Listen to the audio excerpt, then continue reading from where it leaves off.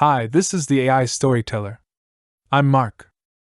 The book we are interpreting for you in this issue is the classic literary masterpiece, Don Quixote. Many later writers have regarded Don Quixote as the first modern novel in Europe. In the literary landscape, Shakespeare laid the foundation for England, Goethe established Germany, and in the literary context of Spain and South America, Cervantes is considered a patriarchal figure, much like them. Today, the cultural communication institution of the Spanish government, the Cervantes Institute, is named after him. Don Quixote consists of two parts, with the first part published in 1605 and the second part, 10 years later in 1615. The two parts are of similar length, totaling nearly 1,000 pages. We will use 2 episodes to introduce these two parts of Don Quixote separately. Due to the 10-year gap in writing time and other factors, there are some subtle differences in content and style between these two parts. The first part is more comedic with a more intricate plot, while in the second part, we will encounter some tragic elements in Don Quixote's fate. In the first audio episode, in addition to a detailed summary of the first part, you will also hear a lot of background knowledge related to this book. The second audio episode will similarly feature a summary of the second part, along with deeper literary discussions, revealing that this book's greatness is not merely superficial. Don Quixote is built on a social reality of its time, which is the prevalence of night novels. This was a highly popular literary style in the Middle Ages that evolved from ancient Greek epics. Initially, these novels had rhyme, much like poetry, but rhyme was gradually abandoned. The most famous night novel in Spain is Amadis of Gaul, which tells the story of a long-lost illegitimate son of a king who, through a series of adventures, thwarts the conspiracies of corrupt ministers, ultimately reuniting with his father and marrying a princess. From this, we can see that a knight is a class close to royalty, but not entirely belonging to it. The popularity of such novels is also related to Spain's resistance against Arab invasions. During a period in Spanish history, Arabs ruled until the 15th century, and the Spanish resisted their rule from the 8th century. Arabs were known for their formidable cavalry, so Spanish knights opposing them gained respect, becoming the protagonists of legendary stories. Spain has many mountainous terrains, so their cavalry mainly consisted of light cavalry armed with javelins, swords, and shields, without the heavy armor used by infantry-protected heavy cavalry. Compared to the cumbersome heavy cavalry requiring infantry protection, the image of light cavalry was more dashing and likable. Don Quixote is equipped like a light cavalry. We say Don Quixote is the first modern novel in Europe for 2 reasons. Firstly, because it differs significantly from the medieval night novels, which, though derived from epics, had a much stronger fantastical nature. In epics, heroes usually sacrifice themselves for lofty goals, such as the fate of their homeland or religion. The adventures are arduous, requiring the protagonist to face the dual challenges of a harsh natural environment and formidable enemies. In contrast, protagonists in night novels not only encounter favorable outcomes at every turn but also possess unparalleled martial skills. These novels also contain a significant amount of romantic plotlines, where the protagonists ultimately win the affections of a beautiful woman. This is a content that epic works would not consider. Some listeners may find this familiar. It's similar to online novels, right? In essence, there's not much difference. When discussing literary value, aside from what is written, we also consider how it is written. Night novels had similar characters and highly repetitive plots, with cumbersome language filling up thick volumes. With the advent of Don Quixote, it presented a fundamentally different picture. Therefore, in this sense, Don Quixote can be said to be the first modern novel in Spain. It is considered the first modern novel in Europe because Cervantes, in this book, delves into many profound issues, such as the boundary between reality and fiction and the relationship between nobility and lowliness. Even now, many novels are inspired by him in terms of thinking direction and character prototypes. This part is more complex, and we will discuss it in detail later on. First, let's take a look at the background in which Cervantes wrote this book. In 1605, Shakespeare wrote Macbeth, and 4 years earlier, he had written Hamlet. At that time, Spain's national strength was already on the decline, while England was on the rise. 3 years before the publication of Don Quixote, England dealt a severe blow to the renowned Invincible Armada in the Irish Sea. It should be noted that this decline in national power somewhat tormented Cervantes as an ordinary person. Despite having served in the military, he was kidnapped by North African pirates in 1575. His parents and the church raised money to ransom him, and he then found a job in the logistics department of the Invincible Armada, responsible for procuring food, but ended up in jail due to financial matters. He worked in the tax department for several years and also ended up in prison for the same reasons. In summary, most of his life was ordinary, and his luck was quite poor, nowhere near comparable to Shakespeare, who even dabbled in real estate. It wasn't until 1605, at the age of 58, that the first part of Don Quixote was published in Madrid, making him instantly famous. To the readers of that time, the threshold for reading Don Quixote was not high. On the one hand, this was because night novels had been popular in the Spanish-speaking regions for many years. In other words, the book discussed a topic that the common people enjoyed. On the other hand, Don Quixote was incredibly successful in shaping the characters. Even by just reading the first 50 pages, you could quickly sketch in your mind a mad knight and a short, foolish Sancho. Having just suffered a big loss in the windmill battle, they were now slowly moving forward on thin horses and a donkey, casting long shadows behind them in the sunset. Let's take a closer look at this character. He was around 50 years old, originally named Quixote, owned a vineyard, a house, and 2 hectares of land. One couldn't say he was poor, but neither could he be considered wealthy. He considered himself very manly, with a mole on his back, a chest full of hair, and a large beard on his chin. However, he was thin as a rake, just like his rarely used old horse. Quixote, having read books for most of his life, believed in the existence of chivalry, something akin to the code of the samurai. One day, he had a sudden inspiration and decided to leave his study for an adventurous journey. For a person about to enter old age, this was destined to be no easy trip. In the 17th century, even for the aristocracy, who had access to most medical and sanitary resources, the average lifespan was only around 60 years. He gave himself a new name, Don Quixote de la Mancha, meaning the noble Don Quixote of La Mancha. La Mancha was located in the central inland region of Spain, meaning dry wilderness. In those years, this area was relatively impoverished in Spain, and with this information, we can imagine the environment of Don Quixote's adventures. The word Don in his name indicated to others that he was a nobleman. Here we can see that Don Quixote was at least somewhat vain because, in reality, his family had no noble title. He pulled out a moldy armor from the trash heap, emphasizing the helmet throughout the book. In the entire story, Don Quixote changed his helmet several times, but none were fitting for a knight. The initial helmet was missing a part, and he had to patch it with cardboard. Later, he even used a copper basin as a makeshift helmet.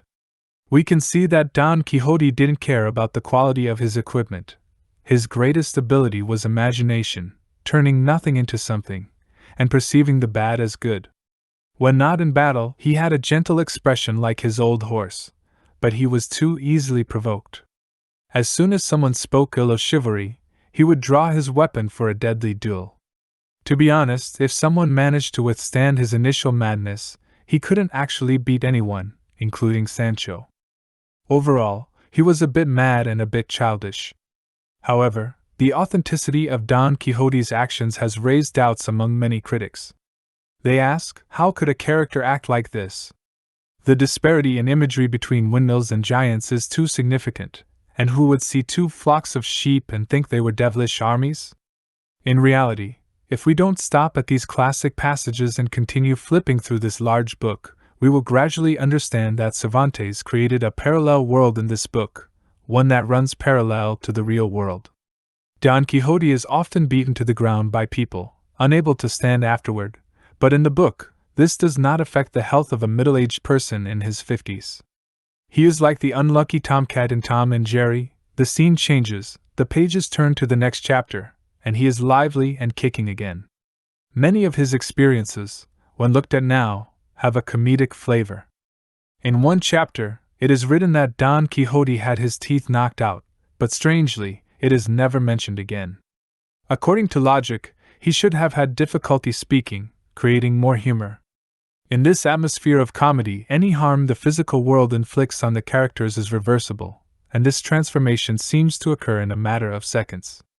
This also allows modern readers to somewhat strangely feel the charm of the book. If we can accept this point, after reading Don Quixote's humorous escapades a few times, we might slowly start to feel that the protagonist's fate is truly tear-inducing. Why is he deceived and beaten wherever he goes? So, we need to seriously ask ourselves a question: should we seek reality in this book? Similarly, Don Quixote should also ask himself a question: should I seek reality in night novels? The book describes the beginning of Don Quixote's adventure as follows: in a very hot morning in July, before dawn, without telling anyone of his intentions or letting anyone see him, he left. We can see that this man in his 50s is unmarried. He doesn't have to worry about family matters. In night novels, knights do not have families. Families make them less free. At the same time, knights must set their hearts on someone, love her faithfully, but always for various reasons, they only marry her at the end of the book. At the inn, Don Quixote's clumsiness is first revealed because of the faulty self-made helmet. He must hold the helmet with one hand and lift the visor with the other to expose his mouth, meaning someone has to feed him. At night, he piles armor and weapons one by one in the trough near the well, patrolling all night with a shield in one hand and a spear in the other. We can imagine this scene. On a moonlit night, the thin-lined old knight piously paces, while people in the inn gather to watch him like they're observing a madman. This is his initiation into knighthood, but after the ceremony, he finds out he didn't bring money or spare clothes. We can observe that in contrast to Don Quixote's grand fantasy world, the real space has been narrowed. He disappeared from home for 3 days, but this adventure didn't take him far. A familiar villager passing by sent him back home. This sets the tone for everything that follows in Don Quixote's adventures. Ultimately, all other adventures are just repetitions. His friends, the village priest, and the barber come to see him, learn about his foolish actions, and burn all his night novels. Because they have also read night novels, all they need to tell Don Quixote is that it was the work of sorcerers. He indeed accepts this explanation and stays quiet at home for half a month. It's essential to note that this explanatory pattern runs through the entire book. For Cervantes, it is a universal key in writing. There are no true wandering knights or sorcerers in the book, but sorcerers are blamed for anything inexplicable. Remember these two characters, the priest and the barber, as well as the non-existent sorcerers, because they will reappear many times later. A wandering knight also needs a squire, so Don Quixote finds a peasant from the same village, Sancho. Cervantes deliberately writes Sancho's character to be the complete opposite of Don Quixote. Don Quixote is tall and thin, and madly eccentric. Sancho is short and fat, greedy and foolish. After promising Sancho an island as a reward for his future achievements, he immediately leaves his family to follow him. It's as if the author lacks patience. They haven't walked very far along the route of the first adventure, and they encounter the famous windmills. This chapter is the most brilliant and imaginative passage in the history of European literature. Inspired by the priest and the barber at home, Don Quixote believes these windmills are giants manipulated by sorcerers and charges forward with great courage and recklessness. From the start of the charge to the fall, although the author doesn't dwell much on the details, we can elongate the time, viewing the charging process in slow motion. The entire book's romantic, carefree temperament is best exemplified here. In this reading speed, we can switch perspectives, sometimes looking at the enemies from Don Quixote's subjective point of view, and other times raising our hands in helplessness like Sancho. According to Vladimir Nabokov, the author of Lolita, the entire book is a reading accident because Don Quixote only reads and never observes. He understands the world through books, while Sancho and we understand it through experience. However, it's worth adding that, according to some scholars who adhere to empiricism, windmills were not widespread in the central region of Spain during that time. Therefore, Don Quixote might indeed not have been familiar with what they were. perhaps only when he charged forward did he realize that those giants were truly tall and powerful. Cervantes deliberately arranged in the book not to let Don Quixote suffer 2 consecutive heavy blows. After the windmill battle left Don Quixote unable to move, he arranged a small victory on the following 2 pages. We will see later on that Cervantes almost became addicted to this technique. If we chart Don Quixote's adventure, we can observe his fate rising and falling like an electrocardiogram. The number of his victories and defeats is 20 each, meaning he endured suffering and caused trouble for others. Knowing this might help change our impression that he is just an unlucky fellow. However, do not think that he is genuinely skilled in combat.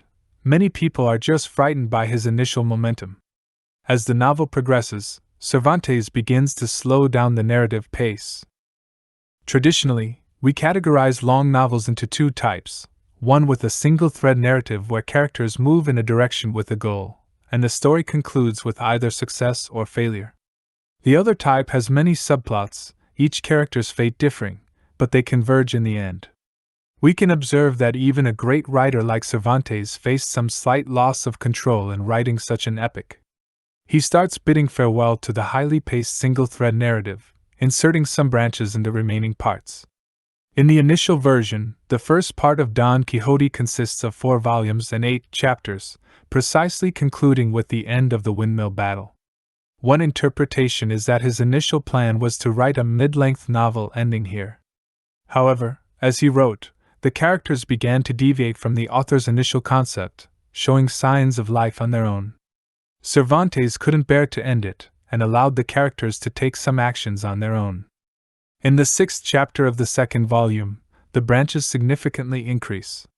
Don Quixote is no longer an intense actor. He begins to follow people he encounters into other stories. This part is like the slow movement of a symphony. The author slows down the pace, simultaneously telling readers that there is still much content ahead, so they may take a break. Cervantes wrote this book during a relatively difficult and weary period in his life. Once finished, he rushed to publish it without making further adjustments to the initial structure. Chapters 8 of the 1st volume, 6 of the 2nd volume, 13 of the 3rd volume, and 25 of the 4th volume, writing became longer, possibly because he didn't review the previous content during the writing process, resulting in some repetition. When the 2nd part was published 10 years later, it did not divide into volumes at all. In the 15th chapter of the 1st part, the narrative returns to Don Quixote's adventurous main road, and he and Sancho enter an inn again. The inn serves as a node in the 1st part of the novel, where many nighttime events can happen in this environment. Additionally, the inn forms the social environment for the master-servant pair during their adventures, like a train moving in a detective novel or a snowy mansion in a locked-room murder mystery. From here onwards, Sancho begins to reveal another side of his character. In seemingly foolish remarks, he shows partial truths, making people suspect that this peasant might not be as foolish as he appears. In the inn, a girl asks him what a knight is, and he answers, one moment getting beaten, the next being an emperor. Today the world's biggest unlucky fellow and beggar, tomorrow sitting on a throne with rewards for followers. The first half of the sentence is entirely correct because just 2 pages later, Don Quixote inadvertently interferes with someone's late-night rendezvous and gets a beating again. Reading this, we understand that in the setting of this book, crowds are very dangerous for Don Quixote. Every time he achieves victory, the author doesn't dwell much on it, but whenever he is beaten or tricked by others, the author tirelessly displays it for us. It seems as if the more lively the scene, the more excited the reader will feel. If in the windmill battle, he was knocked down by the laws of the physical world, then in the inn, he is beaten to a pulp by human society. After being expelled from the inn, Don Quixote's delusions became even more severe. On the road, he mistook 2 groups of sheep for 2 armies, confidently calling out the names of their generals. One group had shields with a golden cat emblem, with the word meow inscribed. This was entirely impossible, as even if he could see the shields, the emblems would undoubtedly depict fierce animals like lions. This part resembles a variation of the content from the windmill chapter. He once again raised his spear to charge, wildly thrusting into the sheep pile. It was here that he experienced the most painful failure of his life. The shepherd used a slingshot to shoot stones, causing him to bleed profusely from the mouth, leaving only the lower 2.5 front teeth. For those who have had teeth pulled, imagine how painful this could be. That night, they had to sleep in the wilderness. Don Quixote didn't resist because starry skies, grassy fields, and even dew were things that appeared in night novels. Therefore, he felt it was a great opportunity to approach the identity he imagined. We see Sancho once again displaying the wisdom of a peasant. To prevent his master from seeking trouble, he secretly tied the horse's front legs with reins at night.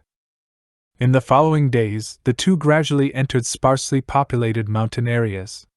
We know that Don Quixote has the ability to turn even the most boring reality into a magnificent fantasy.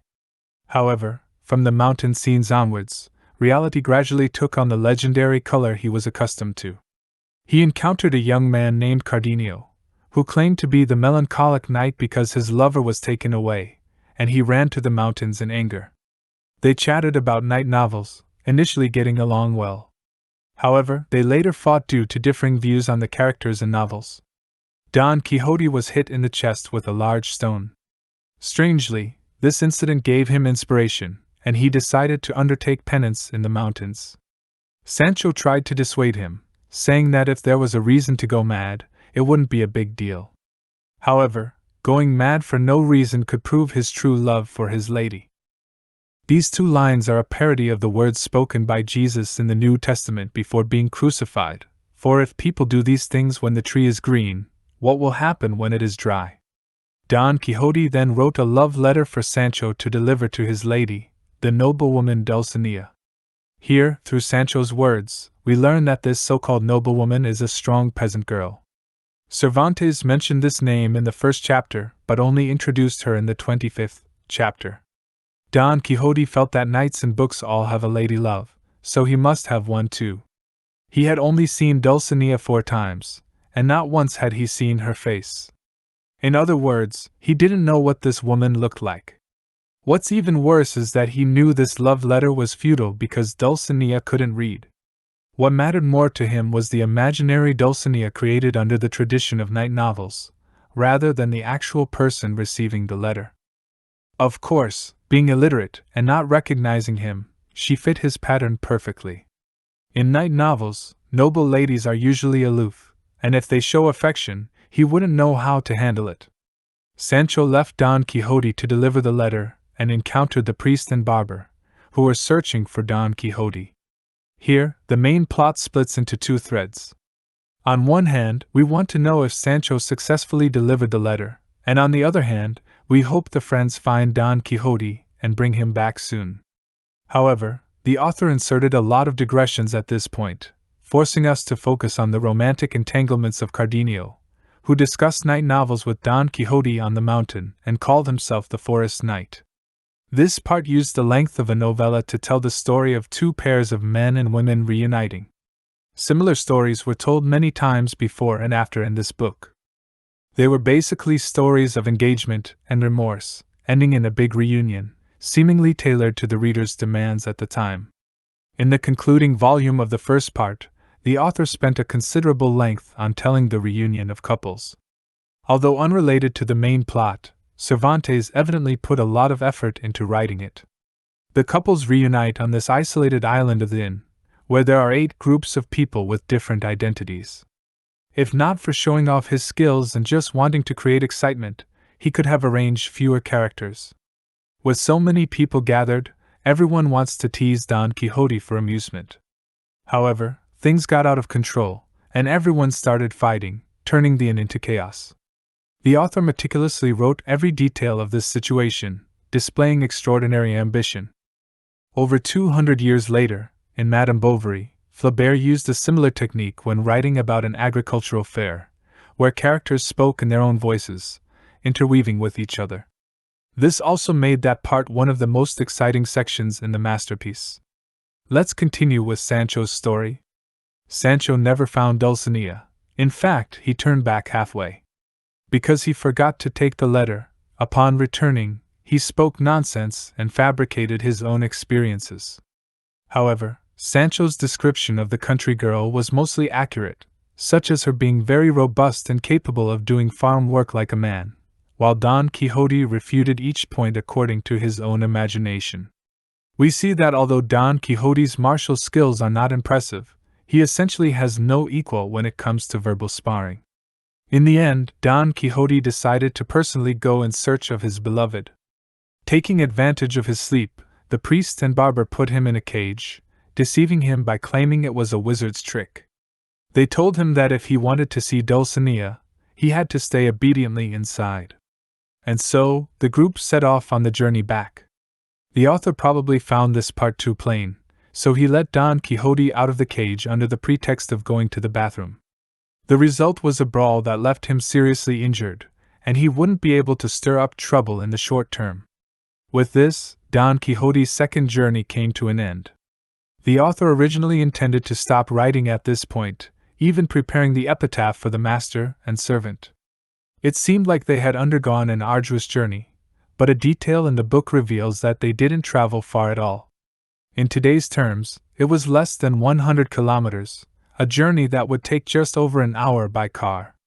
We'll conclude our discussion of the first part here. In the next installment, you'll learn about the subsequent fate of Don Quixote and Sancho. The second part of the book has some stylistic differences from the first part, and we will delve deeper into the essence of the characters' destinies. Many elements that make this book a classic are concentrated in the second part. Well, that concludes the content for this episode. If you enjoyed my video, please click like, subscribe to my channel, and share it with your friends. Thank you.